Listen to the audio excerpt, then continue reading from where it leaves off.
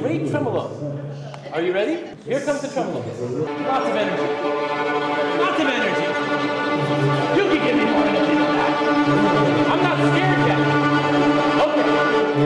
Now I'm scared. That's good.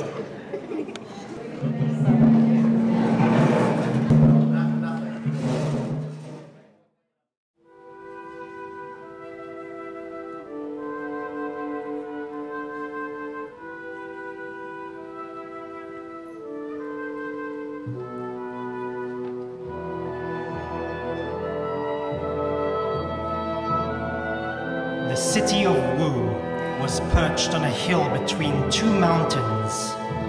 On one side were the great plains of the north where the wild horsemen lived. On the other side lay the empire of China.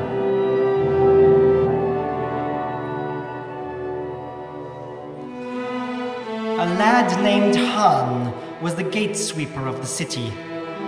He had no mother or father, and he was very poor. He lived in a tiny hut next to the gate. For this, he was given 1 bowl of rice and 1 cup of wine every day, and that was all he had. But he was cheerful, kind-hearted, and friendly, and when he swept the road, he whistled. Everyone who went in or out of the city had a merry word from him, for that was all he had to give. One day, a messenger came racing along the road from the north. Han quickly led him to the palace of the great lord of Wu, the great Mandarin. The messenger warned that the wild horsemen were coming. Their armies were on their way to destroy the city of Wu and bring war into the land of China. The Mandarin stroked his beard. Then he called together his counselors, the captain of the army, the wisest of the wise men, and the chief of the workmen. "What shall we do?" asked the Mandarin. "There are 4 things we can do," answered the wise man. "First, we can fight." "Our army is small," said the captain.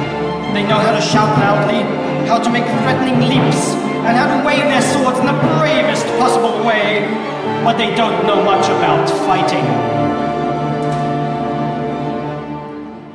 "Well then, secondly, we can run away from the city," said the wise man. "If we run into the land of China, the emperor will cut off our heads," said the Mandarin.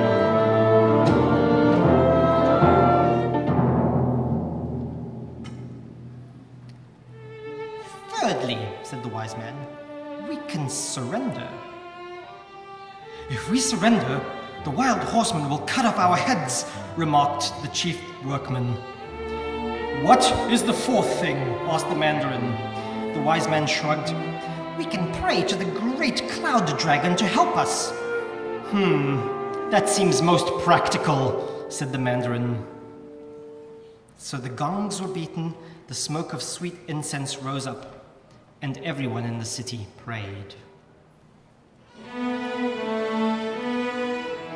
The next morning, as Han was sweeping the road under the gate, a small, fat man came walking up the hill.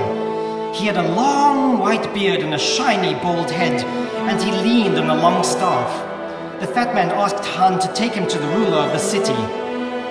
"I'll take you to him," said Han, "but he is busy this morning.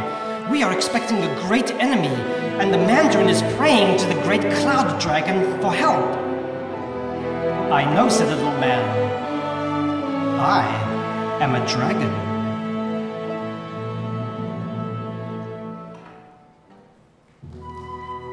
He led the little fat man to the palace. There sat the Mandarin with his counselors. They had just finished a huge breakfast and they were drinking their tea. The Mandarin looked at the little fat man with a frown. "Who is this fat man who is dirtying my fine carpets?" "Sir," said Han, "he is a dragon."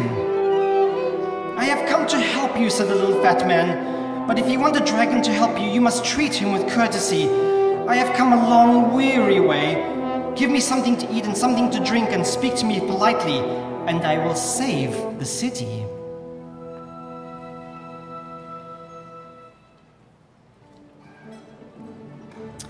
"Now look here," said the Mandarin. Everybody knows what dragons look like. They are proud lords of the sky. They wear gold and purple silk. They look like mandarins.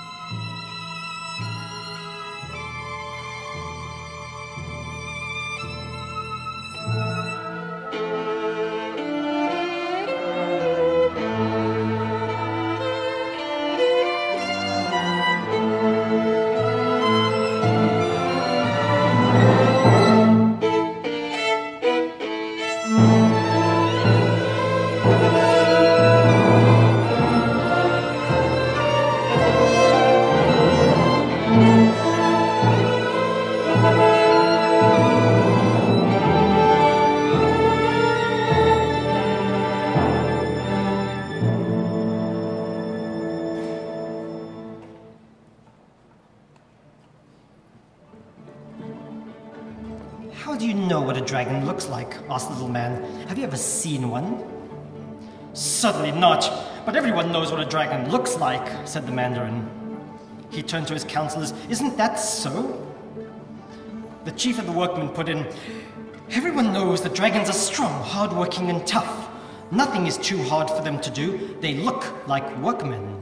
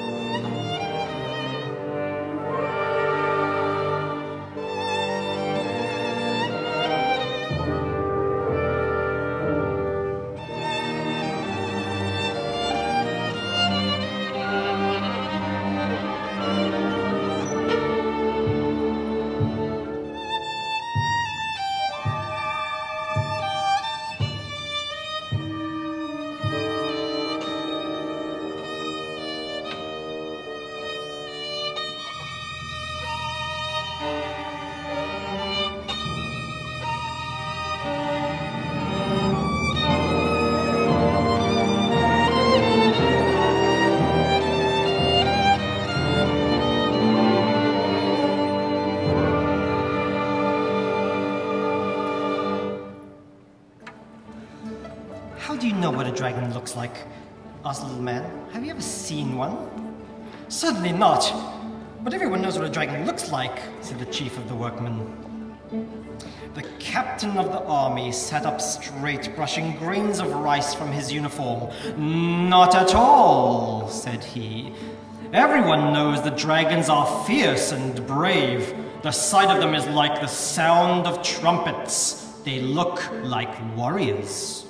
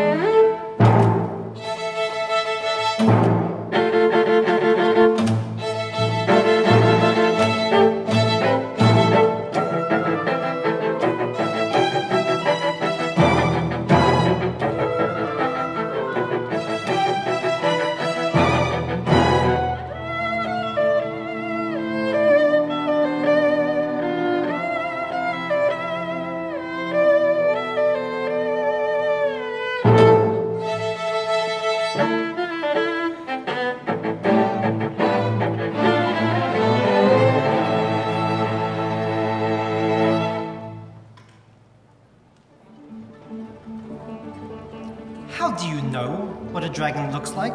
Asked the little man. Have you ever seen one? Certainly not, but everyone knows what a dragon looks like, said the captain of the army. The wisest of the wise men pushed his glasses up on his forehead. The one thing that is known, and indeed I can show it to you in 47 books, is that dragons are the wisest of all creatures, he said. Therefore, they must look like wise men.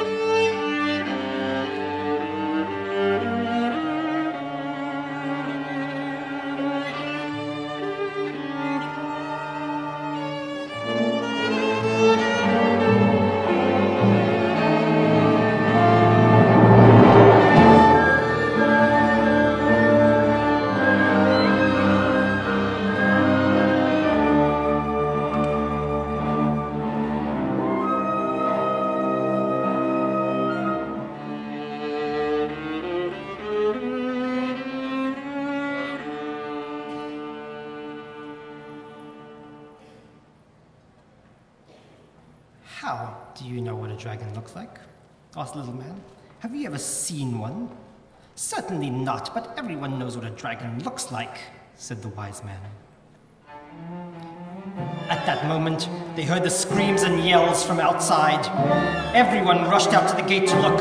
Far away, but coming closer every second, was the dark mass of horsemen. Dust rose high from the horses' hooves, and their swords and spears glittered in the sunlight. They were fast approaching.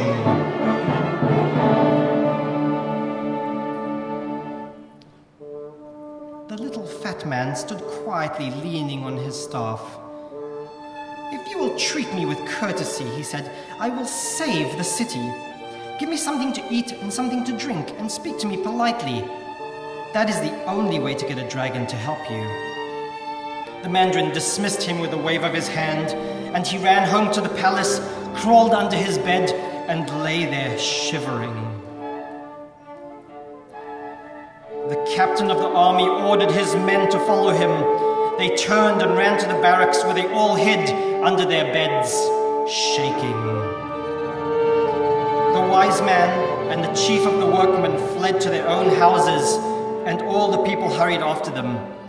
In a few minutes, the streets were empty, except for Han and the little fat old man.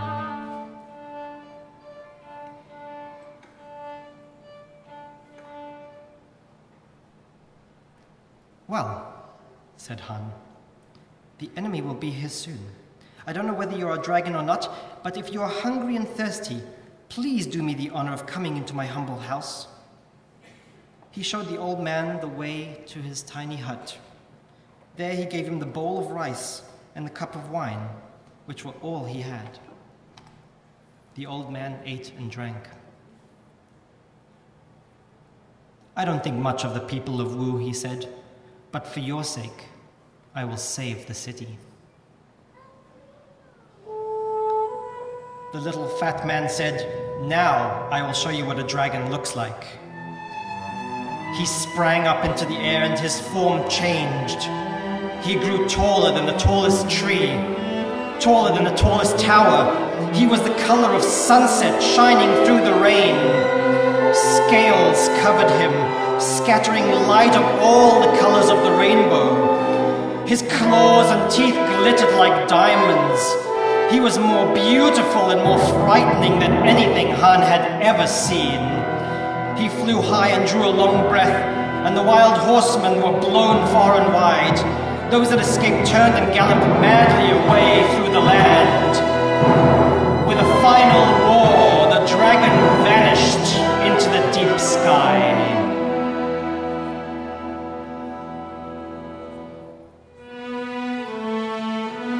Han quickly moved through the streets to tell everyone what had happened.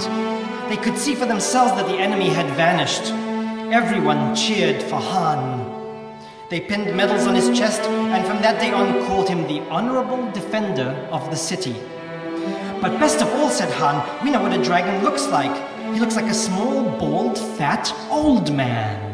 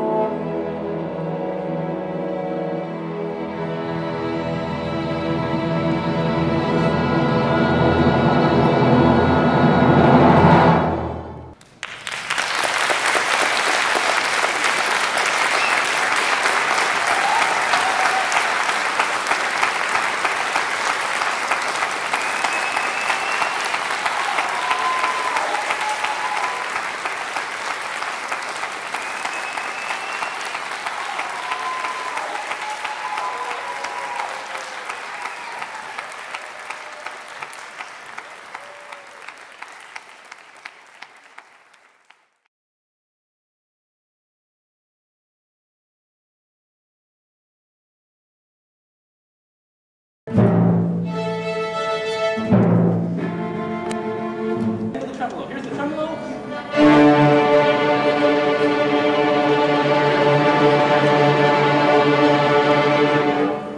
That's excellent.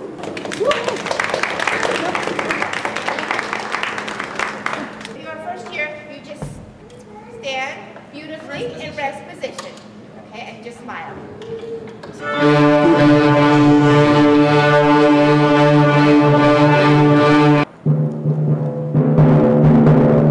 That's our cue. Thirdly, said the wise man, we can surrender. If we surrender, the wild horses will cut off our heads, remarked the chief workman.